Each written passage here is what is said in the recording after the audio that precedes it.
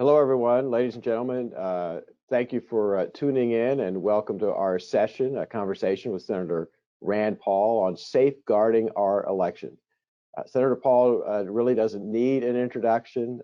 As you all know, he was elected in 2010 from the Commonwealth of Kentucky as the U.S. Senator.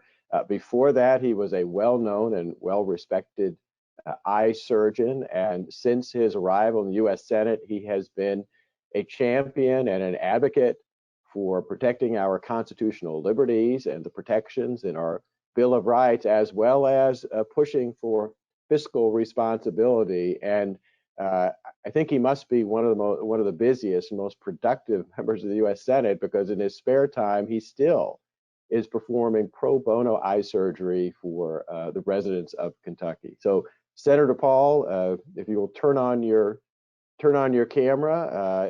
Over to you for your presentation on election integrity.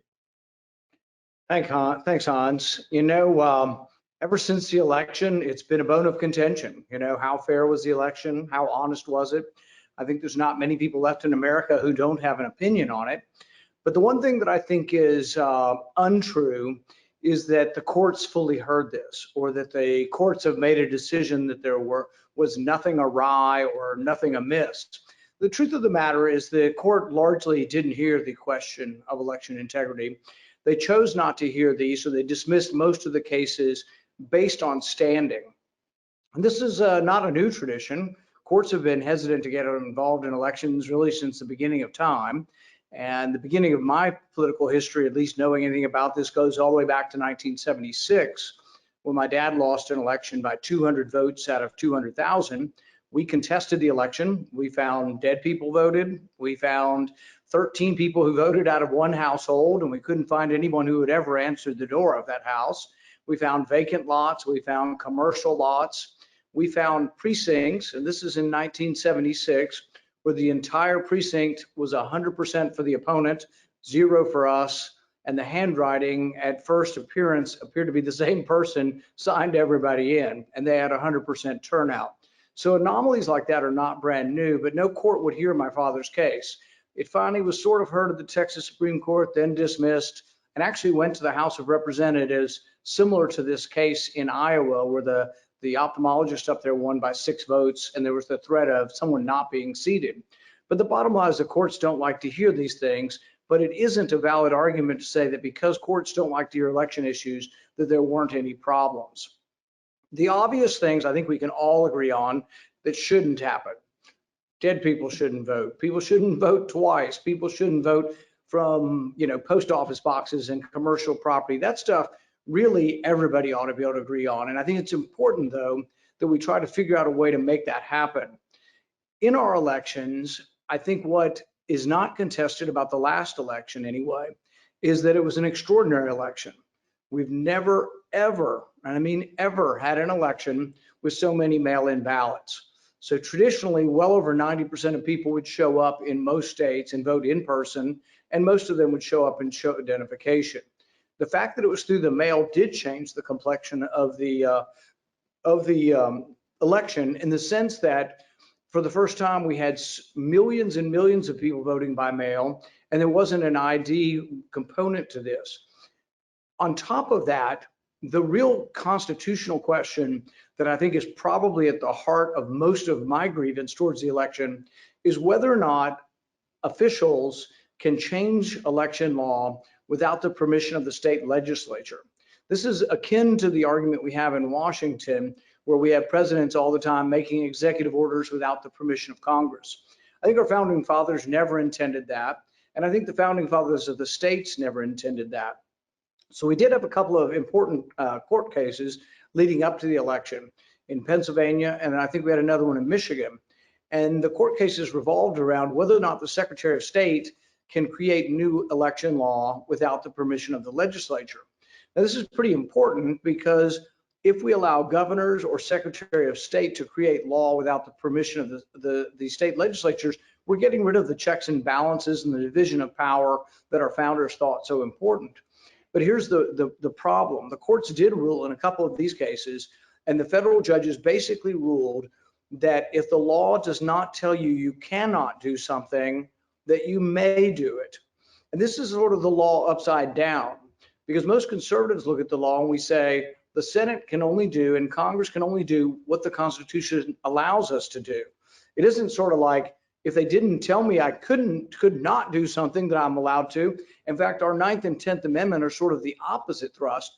They are, if those powers are not explicitly given to Congress, those powers are left to the states and the people. So it's sort of an upside down notion to believe that a Secretary of State can mail ballots to people or mail applications of ballots to people without the permission of the state legislature, simply because they did not tell that Secretary of State not to do it. They just never gave the Secretary of State that power. So part of the reforms as we go forward have to acknowledge this upside down legal world we live in now. And I've actually advised states, when they're doing their state election reform laws, that you actually need to explicitly say to secretaries of state and to governors, you can't mail applications to ballot, or you can't mail ballots to people. If it's not expressly given, they need to expressly deny that power. Now, one of the ways to do this is to individualize the process. Not only it should be one person, one vote, it should be one person, one ballot. You shouldn't be allowed to have people printing out hundreds of ballots for each person, or thousands of ballots, or thousands of applications for ballots for one person. There should be one application for each voter, and it should be assigned to them. If that voter wants a ballot, there should be valid ways their family can help them, if they're elderly or if they're infirm, to get their ballot. But what we shouldn't allow is organizations, whether they be the state or whether they be moveon.org, or frankly, whether they be the NRA, from right or left, we should not have harvesting of ballot applications sent to millions of people and then resent and resent. And you shouldn't allow somebody to go door to door, collect 10,000 ballots, and then stuff them in a drop box. It should be one person, one vote at a time. It shouldn't be voting by the tens of thousands, shouldn't be solicited or harvested. And that's what's important about election reform. Now, I didn't actually side with Donald Trump after the election. I do think that the electoral college system we have says that states certify elections. I didn't like the outcome, and I did think there were irregularities, is a nice way to put it. But I also felt like if the Secretary of State or the legislature, or whoever confirmed, a governor actually in many cases, certified voters and sent them to me, I really don't think that it's a good or a wise system to have Congress vote to overturn certified electors. Now, Congress was given a role in the 1887 law, but I believe that role was given when states send more than one set of electors. And there's a controversy over which ones are the official electors. I think there is a role for Congress. The problem with having Congress overturn various state legislatures or states that certify electors is that you'd wind up with the mess of any time that Congress was different than the popular vote, of the danger of Congress actually overturning the vote.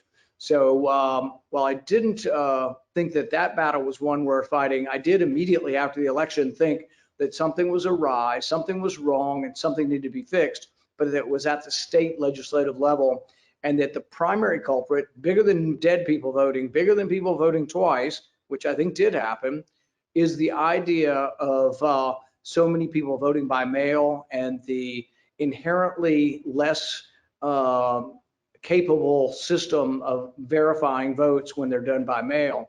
And so I've been working ever since the election. I've talked to ALEC, which is the conservative state legislators. I've talked to legislators in dozens of states, encourage them, including my state of Kentucky, to pass election reform law. One additional item that we added into ours, we individualized the absentee ballot. We defined it. We encouraged in-person voting. And we also did expand the vote in the sense that we allowed more days of early voting, same as Georgia did. And so for the Democrats to stand up and call Jim Crow should be called out on the face of it as ridiculous. And we should throw it right back in their face and remind them that not only is this not Jim Crow, the Democrat Party is the party of Jim Crow. You have to look long and hard in history to find a Republican that voted for a Jim Crow law. In my state, when they passed Jim Crow laws at the turn of the last century, 1900, 1905, these despicable laws were passed entirely by Democrats. Every Republican voted no. Unfortunately, we only had a handful of Republicans in Kentucky at the time. And we also had every African American in our state was a Republican opposed to Jim Crow laws. So I think it's insulting that they can try to get away with calling any of this Jim Crow, because we have more people voting now, more access to voting than at any time in our history. Our vote was the largest vote we've ever had. They said back to 1900, but I really think it probably was the largest, most inclusive vote. There's no evidence that African American vote is declining or that anything done in any of these bills restricts their voting. And frankly, I find it insulting to anyone who is African American to say, oh, somehow they are incapable of getting a driver's license. There are very few people in our country without driver's license. And I think that it's insulting to any race to sort of say, oh, you guys are not capable of getting a driver's license. So I've been in favor of these election reforms at the state level. I want elections to remain at the state level. There are some now promoting, this House Bill 1, which is Nancy Pelosi's bill to federalize elections. I'm absolutely opposed to that. But I can tell you I'm not that excited about the conservative proposals to also federalize elections and then tell states what to do. I think the battle should be enjoined at the state level, not the federal level at all. We should fight it state by state. We're not going to win any federalization election issue anyway. If anything becomes federalized by Congress or anything passes, it will be a terrible bill, because it'll be a bill passed by a Democrat Senate, a Democrat House, and a Democrat president signing it. So I think we should be very, very reticent to offer any kind of conservative federalization of elections. And we should try to fight the battle where we have a chance of winning and where our founding fathers intended it to be, and that's at the state level. But I would say to anybody listening to this call, do not back down, fight for election integrity, and let's don't give up on this issue, because it does make a difference where we go in the country. Thanks, Hans. And I don't know if we're set for questions, or how are you set to do this?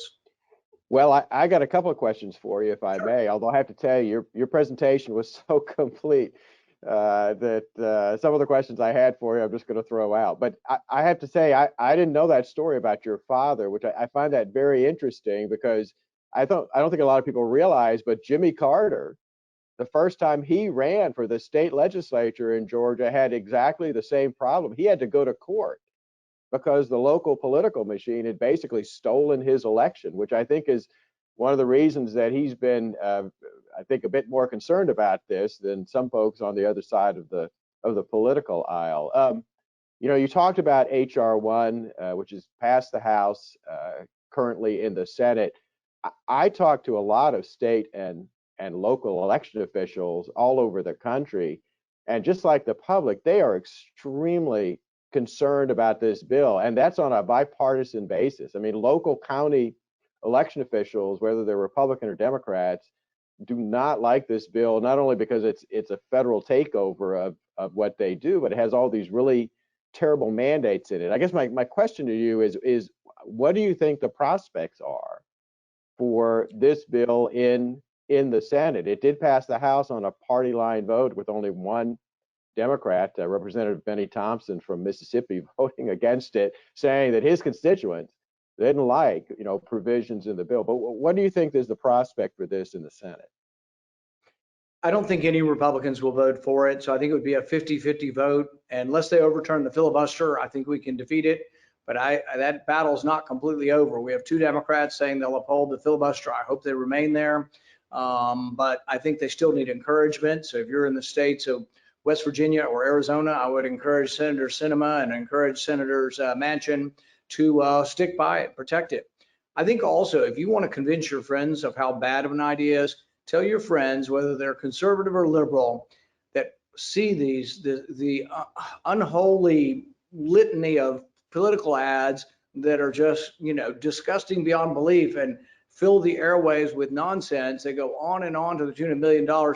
Do you want to pay for those? Because that's basically what this will be. Is so many people get sick and tired of political ads and they can't turn their TV channel fast enough. Well, guess what? This bill would require the taxpayer to pay for political ads. So I think that ought to be enough to unite Republicans and Democrats that it's a terrible idea to force you to pay for ads, because frankly, at least a reasonable amount of time, none of the above is the best choice in the election. And so I don't want my money going to either party about half the time. Well, in fact, I think Representative Thompson cited that specific provision that his constituents did not like the idea that their tax monies would be going for subsidizing candidates, particularly of folks who they would never vote for in a million years. You mentioned the Georgia election reform bill, and frankly, the complete and total lies that were told about what it was doing. My question to you is, I was wondering whether that was a deliberate policy in order to try to undergird support for the passage of H.R. 1 in the Senate. I'm wondering whether the people that were doing that were trying to use that to say, oh, see, what the states are doing, like in Georgia, is so bad. That's why we need H.R. 1. And I wonder whether that was a deliberate policy rather than just mistakes by people not bothering to actually read what was in the bill. I think there's some possible truth to that. That's the rumor that's circulating in Washington, saying that basically they threw this up there, and now because of what's going on there, they're saying we need the national bill. But this bill nationally has been up for several years. I mean, it was a House Bill 1, I think, 2 years ago, too. So they've been floating this because the Democrats really, to tell you the truth, don't care about anyone's right to vote. They care only about power. So they're trying to get more voters out in an easier fashion where there's not much effort to vote. And I think they feel that they can get more low information voters to turn out. That's all this is it's about power politics. It isn't really about the right to vote. No one's suppressing anybody's right to vote. Look, and the thing is when the Democrats say that, they are insulting the pioneers of civil rights who did fight for the right to vote. They're insulting the, John Lewis and those who stood on the bridge in Selma and were beaten by Democrats, we might remind you. Every cop and sheriff and horrible bigot on the bridge at Selma was the Democrat, all right? It's a disservice to the people who stood up to vote and not to be beaten at the polls to say we have, voting suppression now. African Americans vote at a higher percentage than they ever have in our history. They actually equal or exceed the percentage of whites voting in states with large black populations. In fact, when the Supreme Court said that we no longer needed the federal government to intervene in voting rights, they quoted those exact statistics, that African Americans in Mississippi were voting at a higher rate than white Americans in Mississippi. So, this is a Trump, it's a ploy, it's a deception, and it's all intended to make it easier for Democrats to win an election. Has nothing to do with voter suppression or nothing to do with voting rights, and they should be called out on it. And the other people that should be called out on it are these corporations. People need to get their Coca-Cola and dump it on the ground, stomp on the can and say, look, if you guys aren't even going to read the bill and you don't want Republicans to drink Coca-Cola, so be it. If Major League Baseball does not want Republicans to buy their $150 tickets to go to the game, let's have it. Let them have it, because they need to understand that, they may not like Republicans, all these woke corporate folks, but guess what? We're half the public. We have half the spending power. And if they don't want Republicans to buy their tickets, so be it. But they should be made to pay an economic price for what they're doing. What's one of the things that's interesting about this, and you've talked about this a little bit, is the bipartisan divide on this, particularly in Washington these days, because it used to not be that way. In 2002, Congress, it was the last time Congress really passed an election reform bill, the Help America Vote Act. It was bipartisan. I think in the Senate, 92 senators voted for it. And in 2005, as you know, Jimmy Carter and James Baker released their report, again, a bipartisan commission that made all kinds of recommendations, including requiring an ID when people vote. Since then, that bipartisanship had just completely disappeared. I guess my question to you is, do you think that is now an unbridgeable divide? Is it ever going to be? Are we ever going to be able to get back to the point where there's bipartisan agreement on wanting both access and security? Because right now, that just seems to have completely disappeared. Well, we have to have an honest debate with honest facts. If you're not going to have honest facts, it's kind of hard to have the debate. So if they're saying that the Georgia law is Jim Crow and you're calling us a racist and saying we want voter suppression, how do you even begin a conversation with people like that? Because it's lies, lies, lies, but it's also an insult. look, I don't have a racist bone in my body. I want everybody to be treated equally, regardless of the color of their skin, their creed, you name it. The law should be blind to all sort of individualized sort of notions. It should treat everybody absolutely equal. And I'm absolutely there. And so I'm not going to be insulted by these people. And how do I have a conversation with people calling me a racist? How do you have a conversation with people? So I think we throw it right back at them and said, look, you guys are the party of segregation. You're the party of Jim Crow, and how dare you? But you got to have the same set of facts. Look, on taxes, they say the rich aren't paying their fair share. Well, the rich pay all of the income tax in our country. So it's hard to have a conversation with people. They say cutting taxes led to the deficit. Actually, revenue increased when you cut taxes. How do you have arguments with people that are unwilling to acknowledge the facts? So I used to say we were less polarized up here than the media depicted.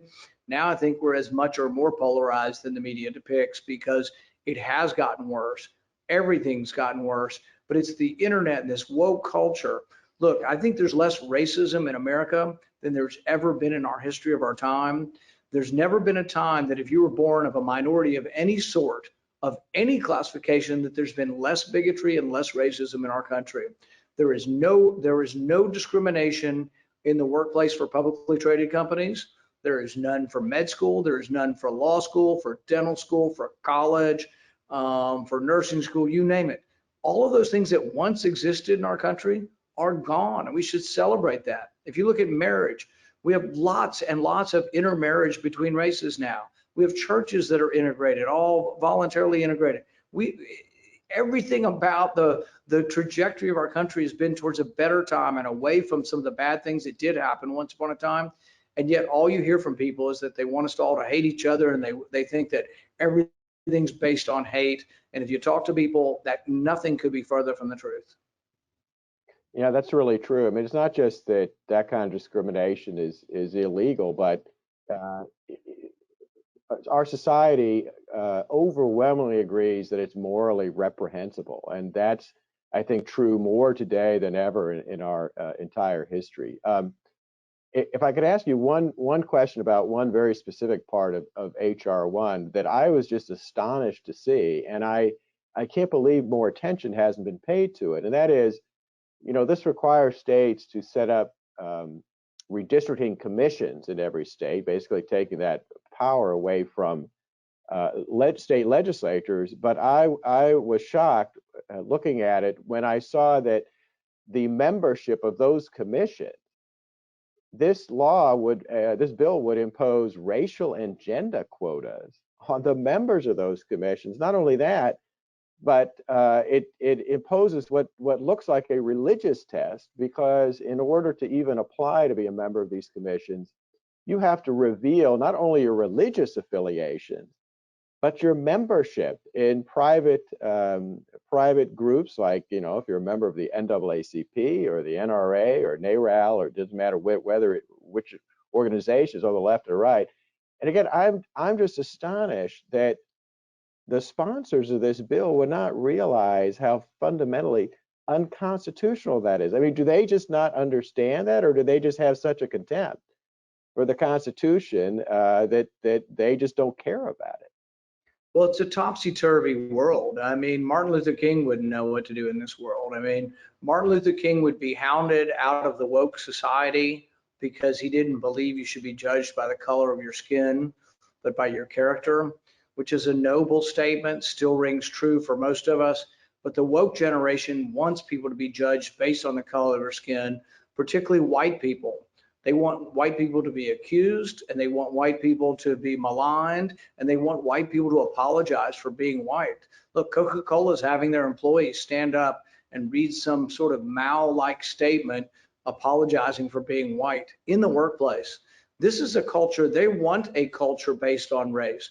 What they are promoting, really would offend Martin Luther King. And somebody's got to say it, and we've got to keep it up, because really, we're going to live in a world where everything becomes about race. Instead of becoming in a less race conscious world, which I think our kids have grown up in, we're going to become a world consumed by race. And I think that's a terrible tragedy for a world that's really has been becoming a better place for decades. Well, we're coming to the end of our time, Senator Paul. I'm going to give you the last word. And I just want to say the polling shows that the American people actually share your concerns. I mean, the polling shows that Americans have lost a great deal of confidence in the fairness and security of the election process. And I guess I wonder what you would say to them about what you think they themselves ought to be doing to try to help remedy this problem. I tell everybody, don't give up. 2022 is around the corner. Elections come and go very quickly in our country. And for every bad election, there's usually the pendulum swings back the other way. I think we have a better than 50-50 chance of taking the US House back. Because of population migration, people are migrating to Republican states where the redistricting will be done largely by Republicans. And I think there's, without question, we're going to pick up seats just simply from redistricting. I think the Senate's 50-50. I think also that election reform, if that's what you're particularly interested in and you're worried about elections, realize this. Our founding fathers wanted elections to be administered by the states. This is what's in the Constitution. It's supposed to be primarily, if not entirely, a function of the states. This is your opportunity to get involved. Call your state rep, find out who he is or she is.